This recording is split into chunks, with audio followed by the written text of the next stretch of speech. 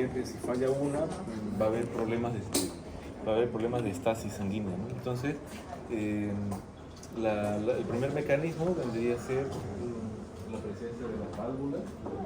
Estas válvulas son repliegues de mucosa de las venas y ayudan a que la sangre vaya poco a poco subiendo, evitando el retroceso de la sangre, ¿no?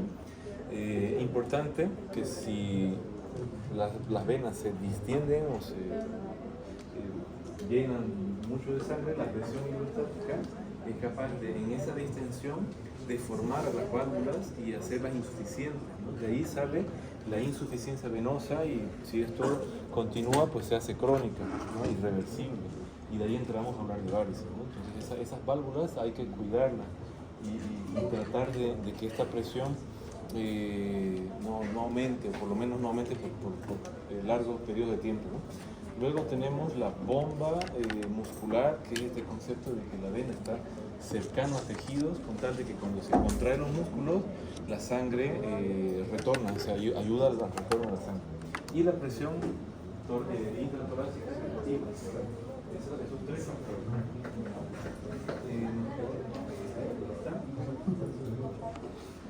Luego,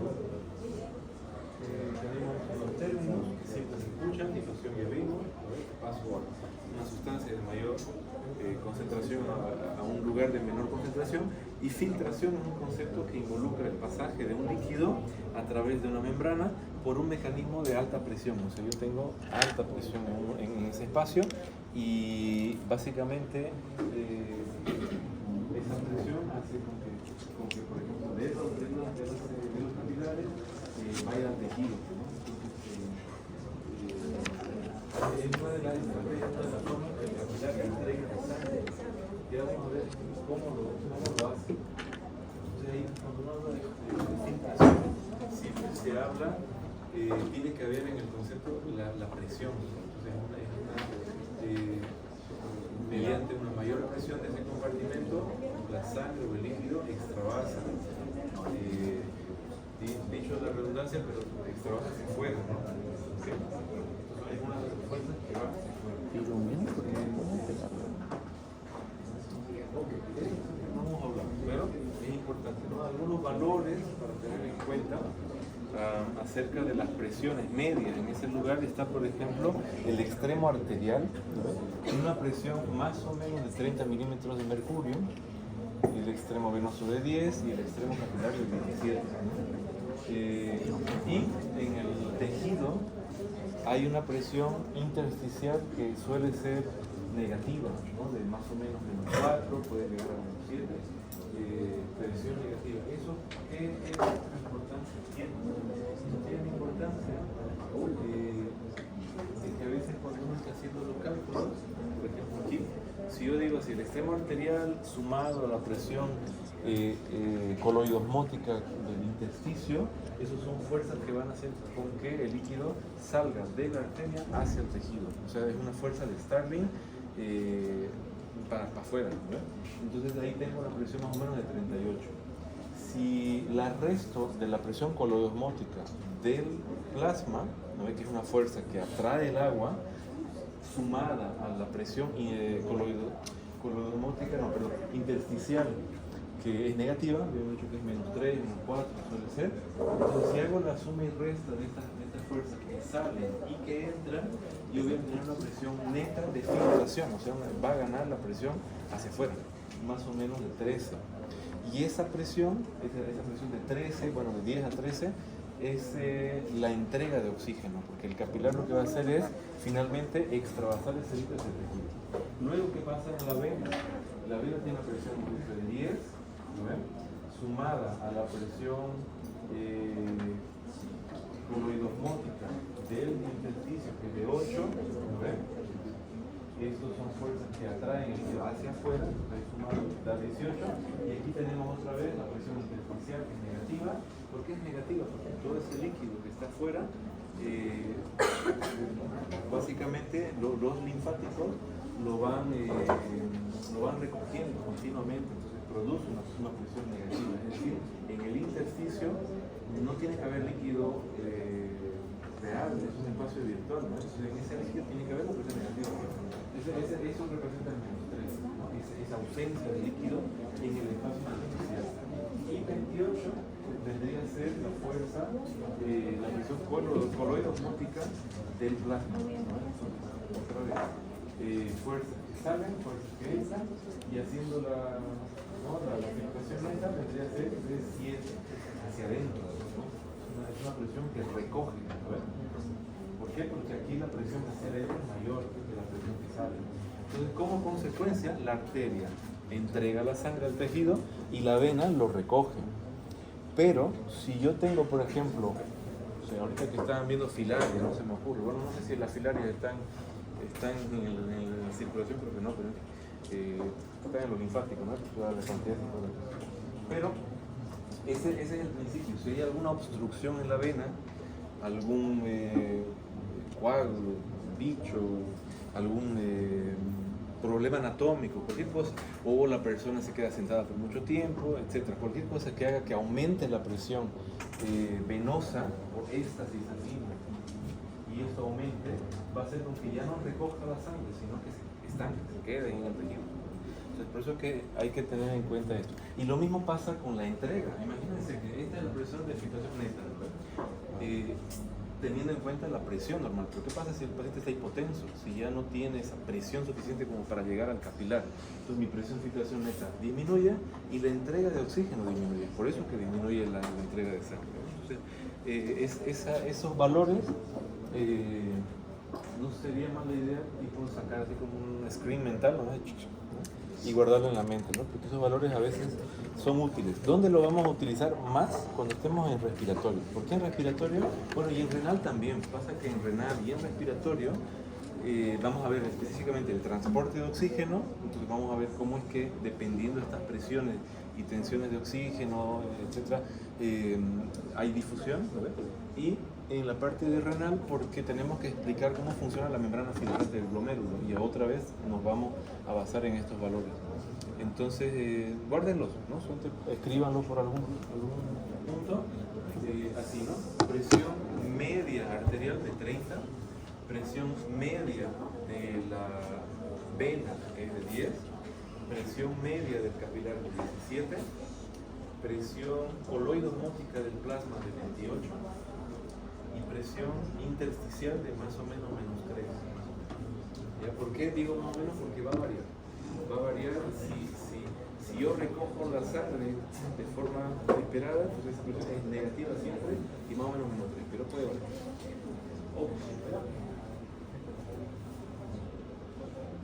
Aquí lo mismo, ¿no? El capilar, la misma cosa, la misma idea, pero mírense que en el capilar, ¿qué es lo que va a pasar? En el capilar, la presión media es 17, sumada a la presión coloidosmótica del tejido intersticial de 8, haciendo con que esta sea la fuerza para afuera, ¿no? 25, y la fuerza para adentro, menos 3 del intersticio y 28 de la coloidosmótica del plasma, haciendo con que la presión de filtración neta sea de 0.1.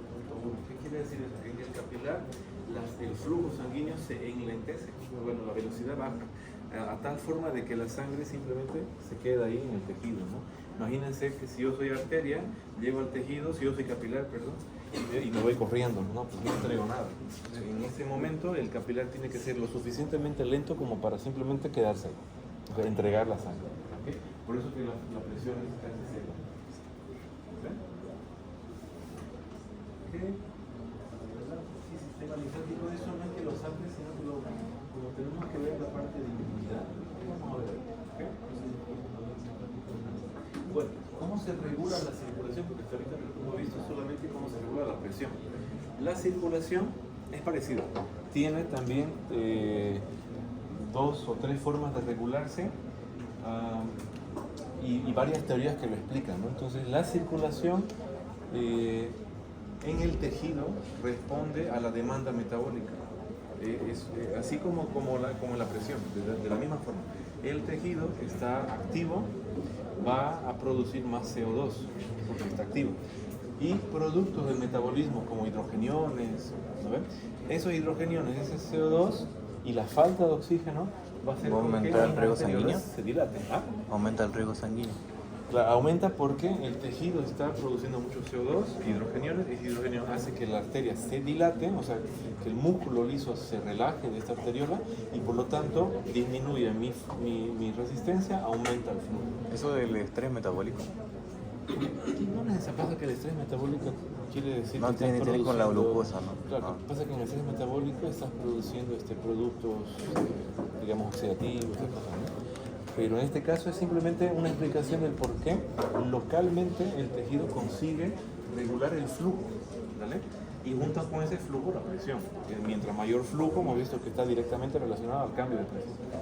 Eso. Vamos a la segunda regulación, que sería a largo plazo. A largo plazo, ¿qué es lo que va a pasar?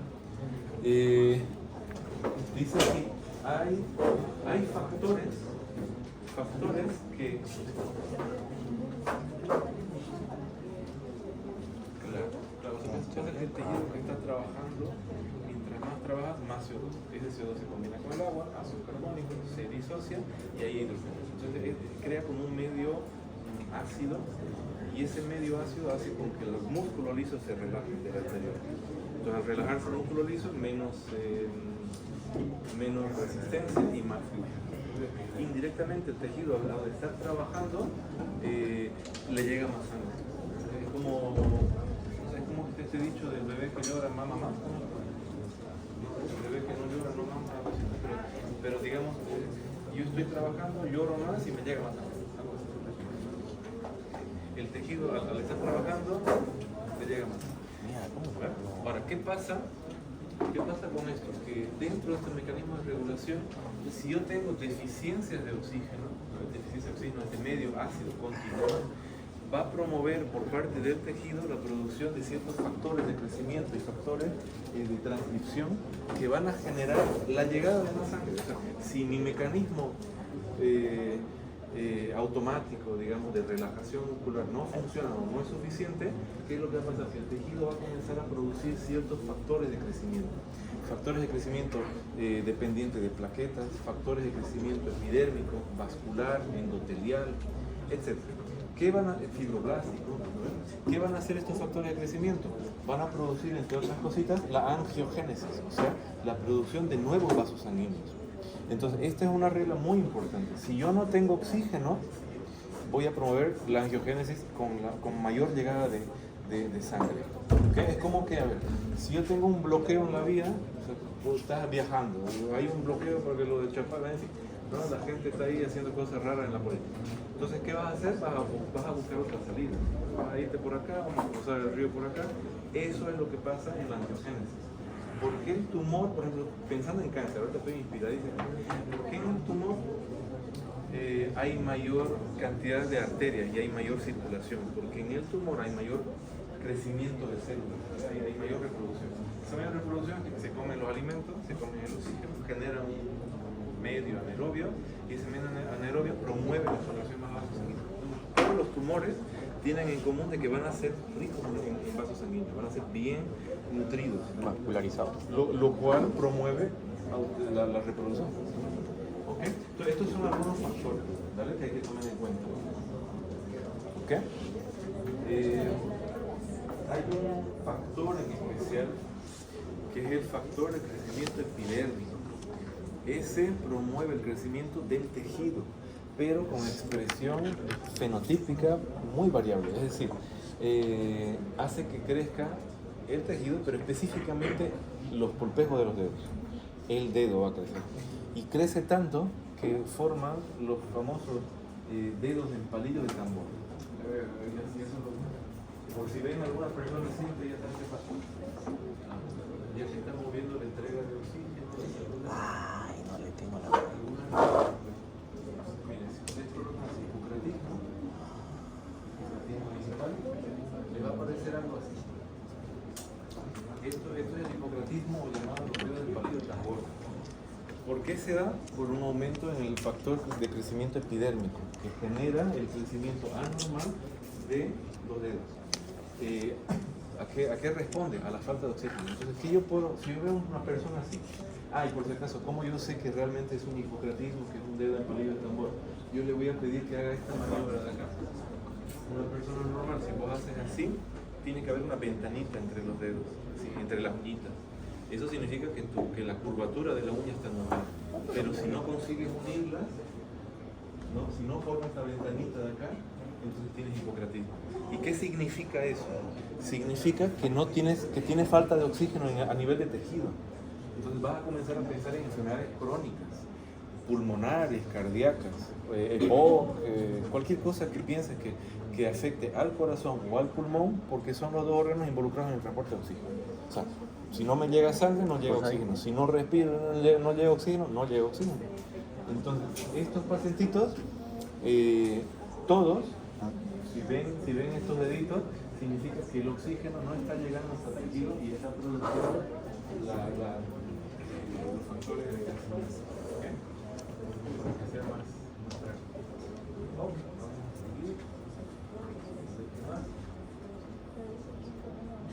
Aquí se los menciona, ¿no? Si ustedes lo ven en la diapositiva nueva, van a aparecer estas cosas. Todos tienen FR, que es GR, que es factor de crecimiento justamente, y aquí en este caso es endotelial, vascular endotelial. Aquí, por ejemplo, dependiente de plaquetas, factor de crecimiento de plaquetas, y así va. ¿Okay? Estoy cargando esto. Bueno, hay otro tipo de regulación. Este es el de corto plazo que ya hemos visto, ¿no? Entonces hay dos teorías que lo respaldan. Una es la demanda de oxígeno, que hace que los esfínteres precapilares, las metaarteriolas, simplemente relajen su músculo y permitan el mayor flujo de sangre. Ese es el mecanismo explicado según demanda de oxígeno de forma local. Y hay otro que es la vía metabólica, en donde yo voy a depender de ciertas señales mecánicas para que generen la producción de ciertas sustancias. Por ejemplo, dice así, la necesidad de oxígeno permite que se liberen ciertas sustancias, pero ¿cómo se liberan? ¿Cómo sabe el tejido que tiene que liberar estas sustancias? Hay dos tipos de sustancias, vasoconstrictoras y vasodilatadoras, dependiendo del flujo. Si yo tengo un flujo muy alto, ¿no? Porque mi tejido está demandando mucho oxígeno, ¿qué va a pasar con el flujo muy alto? Que yo voy a rozar las paredes con más fuerza, ¿vale? Entonces, ese estímulo mecánico que yo como sangre, como flujo estoy generando en la pared del vaso endotelial, va a producir o va a hacer con que ese endotelio produzca factores vasodilatadores, esto de acá. ¿Okay? Ahorita volvemos al vasoconstrictor, que en realidad es lo contrario. Si yo tengo mayor flujo, yo necesito que la arteria se me abra más para que llegue más sangre y no lastime el endotelio, porque ese flujo lastima, tiene alta presión. Entonces, en ese sentido, estas fuerzas de la propia sangre mecánicamente estimulando el endotelio se conocen como fuerzas de cizallamiento. Y esas fuerzas de cizallamiento van a hacer que se produzca la liberación de de toda esta pila de vasodilatadores, dos son los más importantes: el óxido nítrico y la prostaciclina. El óxido nítrico tiene la particularidad, ¿no?, de que se produce y se secreta en ese mismo momento, no se puede almacenar. Y eso es, ¿no? Bueno, alguna vez fue pregunta de examen, interesante para que sepa. Es un neurotransmisor que se produce, se sintetiza y se libera en ese mismo momento. ¿Vale? Y la prostaciclina es es una prostaglandina, pero con acción vasodilatadora, controladora del flujo a nivel de tejido, ¿no? Entonces, es muy importante. ¿Ya? ¿Qué pasa si yo tengo el endotelio enfermo? Digamos, si el endotelio está aterosclerótico, si está con una placa aquí de ateroma, o tengo diabetes y hay azúcar, cualquier cosa que haga que el endotelio no funcione tan bien o esté enfermito, va a hacer con que no se secrete la prostaciclina. ¿Y cómo me va a alterar? Que el tejido va a demandar el oxígeno, mi vaso no va a poder responder a esa vasodilatación y simplemente el tejido va a sufrir isquemia. ¿Okay? Entonces, por eso que es importante esta parte digamos, del control humoral que tiene a nivel del tejido la regulación. ¿Okay? Y bueno, y los vasos constrictores son los de siempre, ¿no? La metformina, angiotensina, trombosano, endotelina, en base a la demanda también. Esta es simplemente una explicación metabólica. ¿Okay? La otra explicación era a través de que si yo tengo dióxido de carbono, oxígeno, hidrogenio, de forma local. Y esta de acá yo necesito que se sintetice y se secrete en alguna sustancia. Pero al final del día son importantes porque eso va a regular. ¿Ok? ¿Ok? Entonces otra vez, para quedar bien. Vamos generando esos procesos. Si yo no tengo oxígeno, factores de crecimiento para generar mayor, para generar angiogénesis. Vamos a llegar a través de los y la modificación del tejido. Si yo demando oxígeno, yo puedo vasodilatarme a través de señales de dióxido de carbono y hidrógeno, pero también a través de señales específicas, vasoconstrictora y vasodilatadora. Y entre las más importantes, prostacyclina y oxoglina. ¿Okay?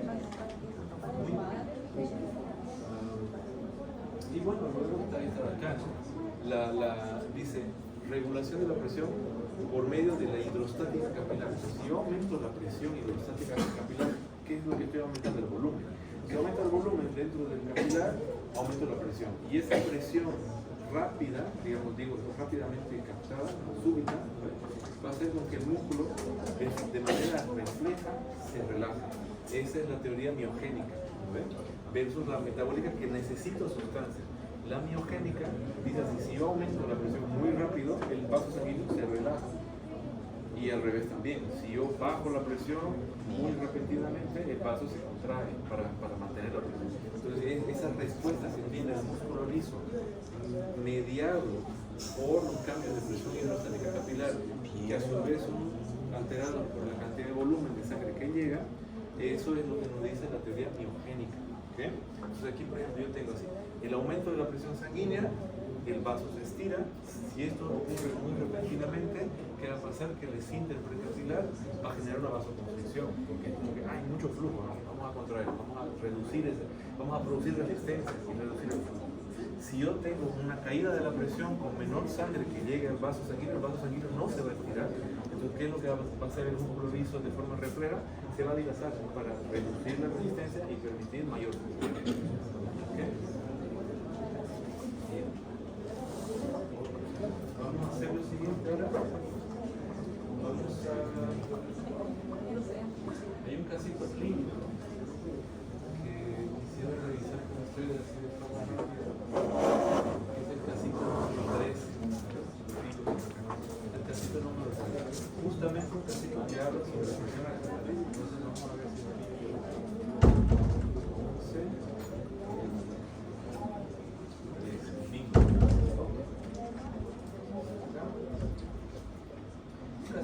justamente habla sobre la presión arterial. Vamos a ver, ¿vale? A ver qué podemos encontrar. Entonces dice así: un hombre de 57 años que tiene un historial de diabetes mellitus de larga data, es recientemente diagnosticado de hipertensión. ¿Qué es la angiotensión converge en enzima inhibidor?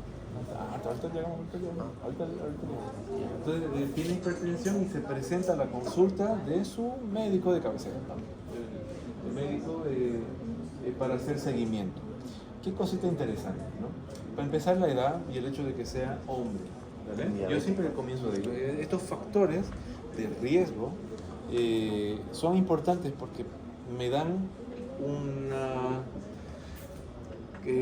es como una prevalencia, esa prevalencia dentro de la comunidad me da como unas chances de que la persona que esté conmigo tenga ese diagnóstico. No sé si se entiende. Es como una probabilidad pre-diagnóstico.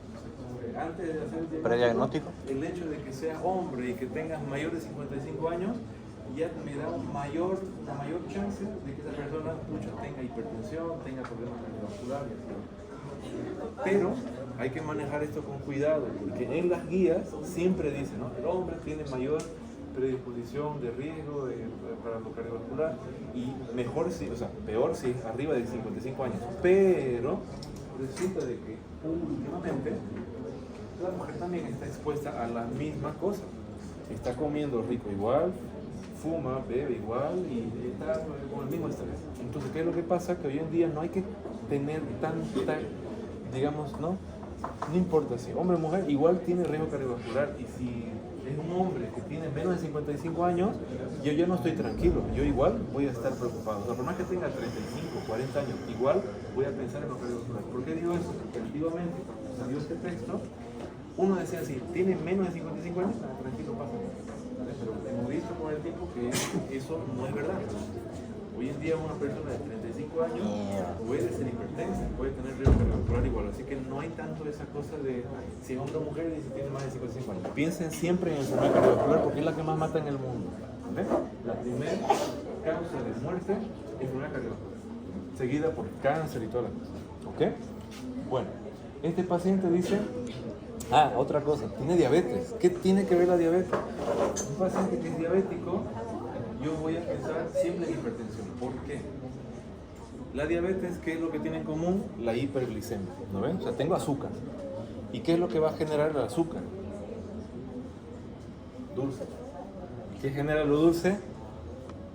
O sea, es como cuando, no sé, a mí me pasa lo siguiente, a mí me encanta la miel, ¿no? Yo estoy poniendo la miel así rico en el desayuno y de pronto pues la derramo. Por más que la limpie, por más que limpie esa miel, queda pegajoso, ¿no ves? Y luego se me llena de hormiga y la agarro así, queda pegajoso. Algo parecido pasa en el cuerpo. Cuando yo tengo mucha hiperglicemia, eso genera lo que se llama productos de la glicosilación avanzada. O sea, hay cadenas cortas de azúcar que se van pegando a las proteínas, a los vasos, a los tejidos. Y si se pegan en el endotelio es un desastre, porque si yo pego algo en el endotelio, luego el macrófago, que es el encargado de hacer la limpieza, se va a estresar y va a decir, pero qué macana me pusiste acá, ¿no? Entonces va a agarrar y va a comer ese azúcar. Cuando come ese azúcar, pues se empacha. Así como cuando le dábamos el colesterol, parecido. Menos dramático, pero parecido. ¿Sí? Le hace mal, genera factores proinflamatorios, interleucina 6, en fin, ¿no ves? Citoquinas, y genera una inflamación endotelial, una activación endotelial. ¿Vale? Esa inflamación endotelial va a generar lo que ustedes pueden simplemente decir en una palabra, la microangiopatía. O sea, mi vaso sanguíneo más pequeño se está enfermando. Si se enferma el vaso sanguíneo, ya hemos visto hasta ahorita que me va a dar un desastre en el flujo capilar, en la resistencia vascular, porque yo no voy a poder liberar mis sustancias vasodilatadoras. ¿Cuál va a ser la consecuencia? El tejido va a demandar oxígeno, mi vaso sanguíneo no se va a vasodilatar y va a permanecer contraído. Y eso va a generar resistencia, que genera postcarga, que genera trabajo ventricular, que genera mayor gasto, que genera presión arterial. Entonces, todo eso por el azúcar. A la presión, todo eso por el azúcar. Entonces, mira, muy importante. Si yo quiero que un paciente diabético no sufra de presión arterial, ¿qué es lo que tengo que hacer? Control de azúcar, ¿verdad? Un control estrictamente del azúcar. Metformina, entonces sería. Y depende, Depende del tipo de diabetes. Depende del tipo de diabetes. Ok, entonces vamos con esto. El paciente ha estado tratando de alterar su dieta, los hábitos y hacer un ejercicio un poco más frecuente.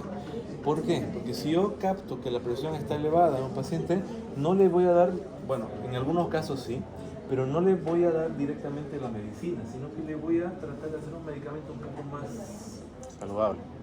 ¿Cómo sería? Un poco más de... menos tóxico. Menos agresivo, como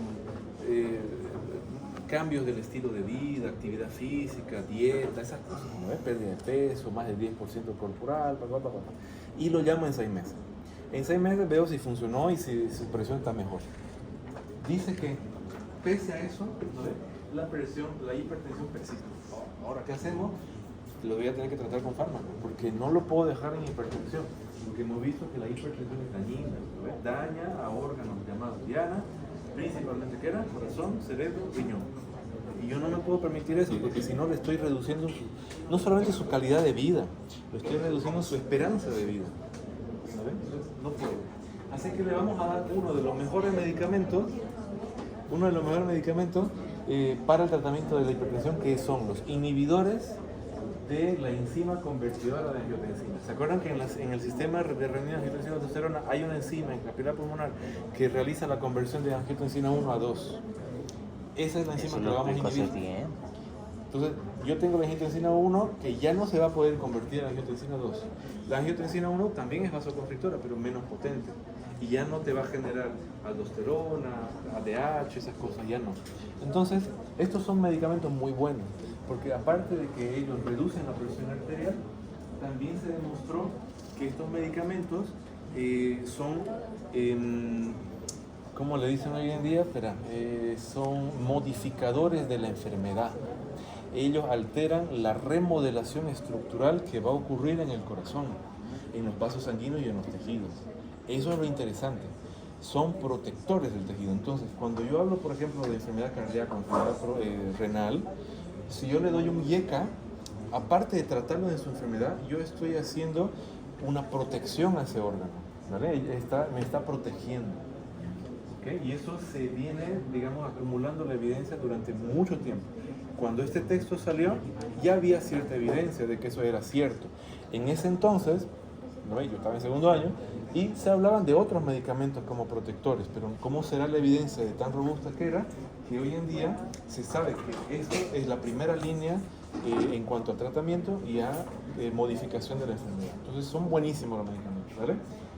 Dice que, mira, con buenos resultados, al paciente se le instruye a que continúe la medicación y en el seguimiento por muchos meses, ¿no? En realidad es casi de por vida, ¿no? Que eso tiene que tomar tiempo. Ok, entonces vamos a ver algunas preguntitas.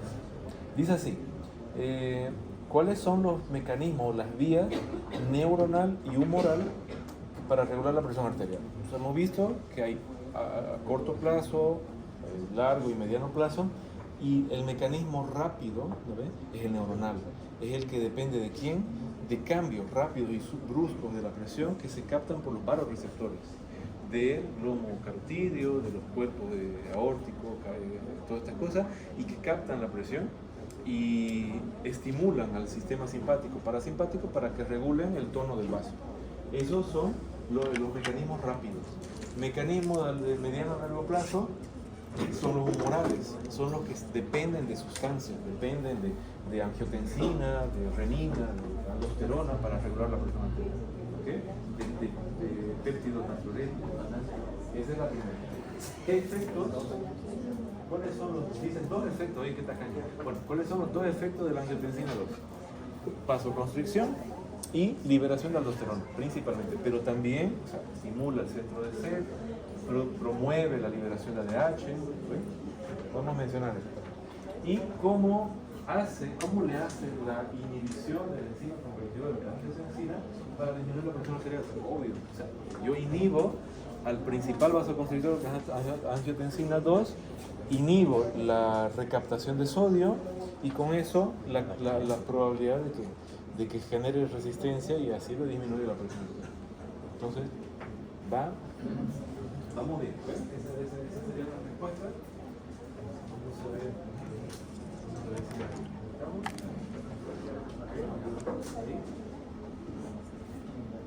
Aquí hay una correlación clínica que está buena también. Vamos a tratar de dar una mirada, una pincelada rápida. Correlación clínica. Dice, paciente de 57 años que tiene diabetes e hipertensión. Un control,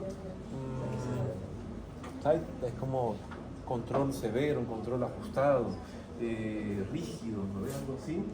Un control rígido de los niveles de azúcar ayudan al control de la enfermedad de microvascular. Es como un control macrovascular. Es como un control, no sé. Es como, no le va a Side dar control chance. es seguro, un control oportuno. Sí, no, pasa que tight es así como, es como literal significa apretado, ¿no? Justo. Entonces es como un control de verdad bastante severo, ajustado, ¿no? Y eso es lo que decíamos ahorita con Ignacio, o sea, paciente diabético va a generar hipertensión y va a generar problemas cardiovasculares. La única forma de prevenir eso es controlando el azúcar, es la mejor forma. Así voy a prevenir la microangiopatía y la macroangiopatía, que sería la generación ya de los ateroscleróticos. La diabetes es un problema metabólico grave que también está asociado a otros problemas que antes ni se pensaba, pero problemas hepáticos también, porque hay la famosa cirrosis no alcohólica. problema grave. Y si yo tengo problemas de hígado y de metabolismo y toda la cosa, porque tengo problemas de colesterol. Entonces, por eso que una cosa te lleva a la otra. Y siempre vamos a venir a lo mismo. Y bueno, vamos a llegar a la prevención primaria. ¿Sí? Primero, prevención primaria, mira, la mejor es control agresivo de la hipertensión es vital para ayudar particularmente a prevenir enfermedad cardíaca, renal y complicaciones. Pacientes diabéticos que usan estos inhibidores YECA, usualmente son los mejores agentes. Y se ha mostrado que ellos pueden, cuando tienen la conversión de disminuyen la secreción de aldosterona, la vasoconstricción de la arteriola y reducen la presión arterial. Los estudios muestran que en pacientes diabéticos con microalbuminuria, mira qué paso. ¿Qué es la microalbuminuria? Me voy a adelantar un poquitín porque eso lo vemos después en el capítulo de renal, ¿vale? La microalbuminuria está definida como la secreción de menos de 300 miligramos de albúmina en la orina, demostrada en 24 horas. O sea, 24 horas le mido las concentraciones de albúmina y hay menos de 300 miligramos. Pero eso ya es estadio 2 de la enfermedad renal. O sea, yo ya tengo enfermedad renal cuando yo tengo albúmina o proteína en la orina. ¿Por qué? Porque no debería estar. O sea, la membrana filtrante no tiene que dejar pasar albúmina. Si pasa un poquito, aunque sea, está dañado. Quiere decir que los poros filtrantes están comenzando a abrirse por la mayor presión, si tengo hipertensión, y por un mecanismo autolesivo, autocatalítico, si fuera azúcar, digamos, si fuera hipertensión. ¿Vale? Entonces, en esos tiempos, porque este texto es medio antiguo, en esos tiempos, los estudios mostraron que pacientes que ya tienen microalbuminuria, que los YECA pueden disminuir, hacerlo más lento, la progresión hacia enfermedad renal, hacia falla renal. Imagínense, ya había evidencia robusta de que eran nefroprotectores. Hoy en día no queda ninguno. Posibles efectos de los YECA incluyen tos, hipercalemia y función renal disminuida y angioedema más rápido. ¿Okay? ¿Por qué generan tos? Porque los YECA muchas veces están acompañados a la secreción de la bradicinina. Y estas bradicininas son irritantes del tejido, provocan crónica. Hipercalemia, bueno, si el paciente tiene falla renal, va a haber potasio alto, entonces en ese paciente hay que tener mucho cuidado si lo doy YECA y mejor si no lo doy. Angioedema, la de muy raro, y disminución de la función renal. ¿Por qué?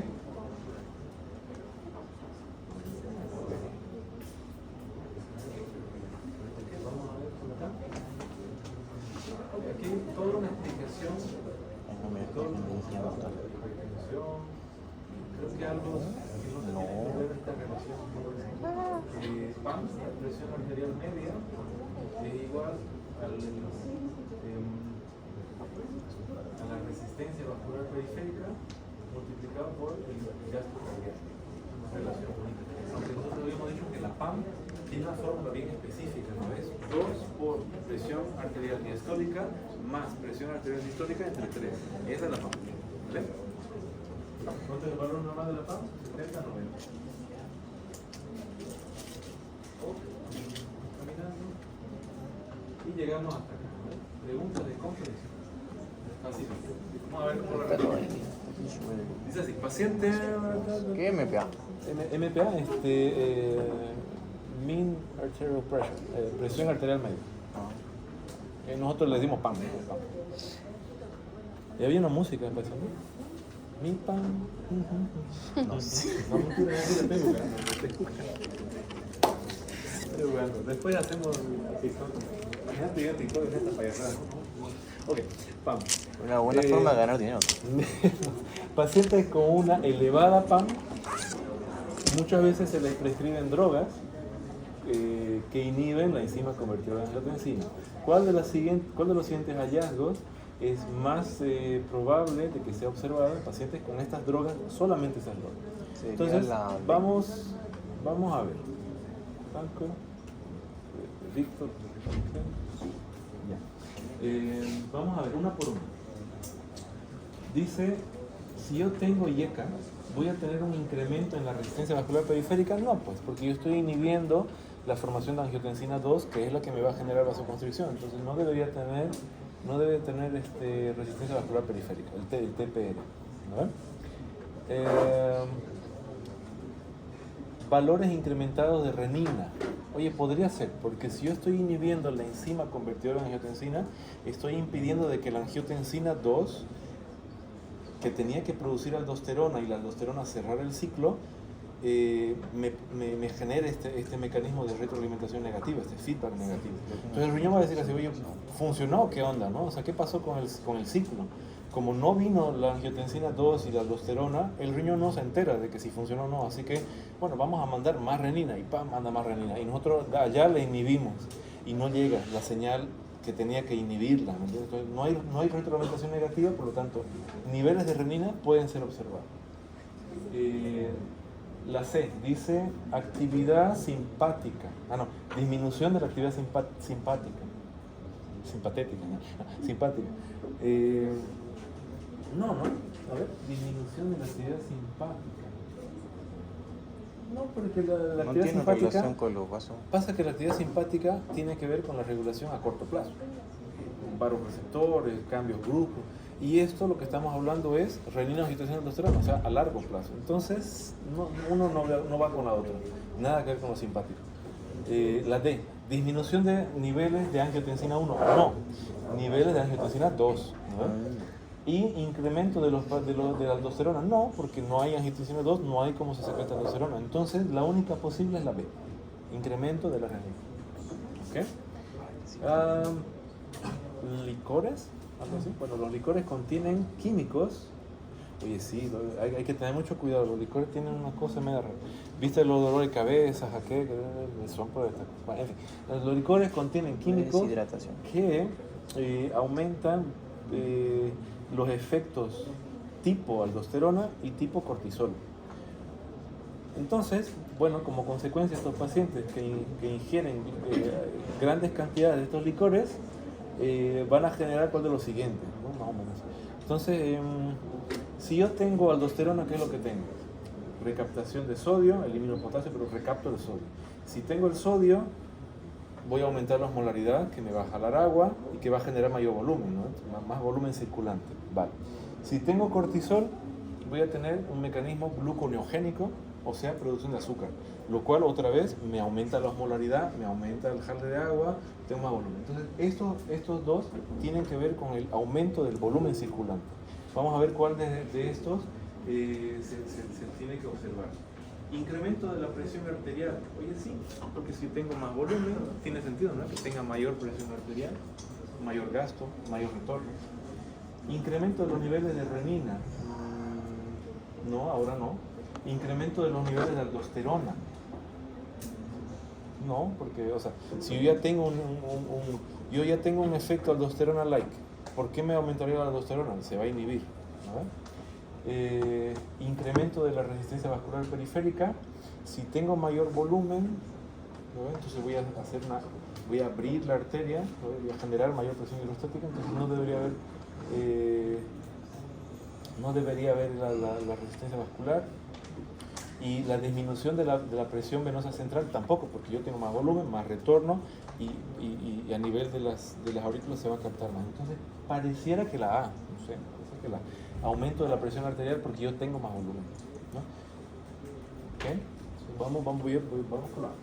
Y la última, la 3, dice, en respuesta de una pérdida de sangre. En respuesta de una pérdida de sangre, los mecanismos compensatorios que se van a activar tienen que ver, bueno, ya, ok, entonces los mecanismos compensatorios que tienen que, digamos, jugar su rol tiene que ver con la disminución de la PAM y el restablecimiento del volumen normal de la sangre. Ok. ¿Cuál de los siguientes mejor describe estos mecanismos? Vale.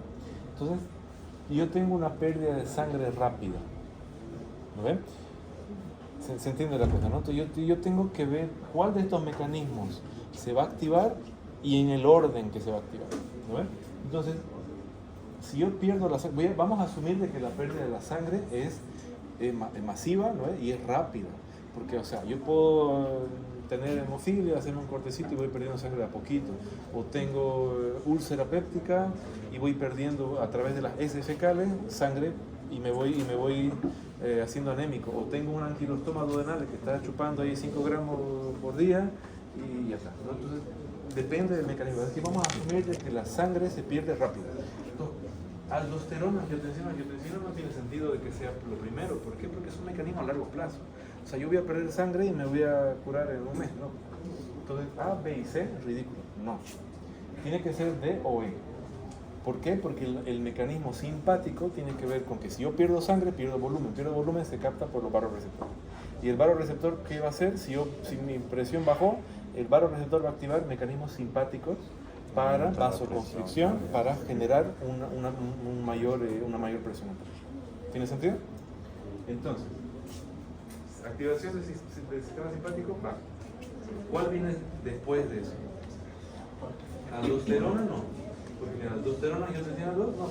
Primero angiotensina 2 y después aldosterona. Entonces la E la Entonces primero se activan mecanismos simpáticos, luego yo puedo activar a mediano y a largo plazo el sistema de angiotensina aldosterona, que primero activa la angiotensina 2 y luego la 2. Bien. ¿Facilito? ¿Está? ¿Sí? Doctor. ¿Ah? La pregunta de la tesis tiene que ver con lo de la ley de Feinstein. Claro, porque digamos, si yo tengo más sodio, tengo más azúcar, la idea es que te va a tener más osmolaridad atrae más agua, aumenta el volumen retorno, precarga, okay, y esa dice Frank Starling, mayor descarga sistólica, mayor gasto, mayor presión. Ahí cerramos todo. ¿Ok? Entonces ahí sería eso sería una respuesta. Vamos a verificar.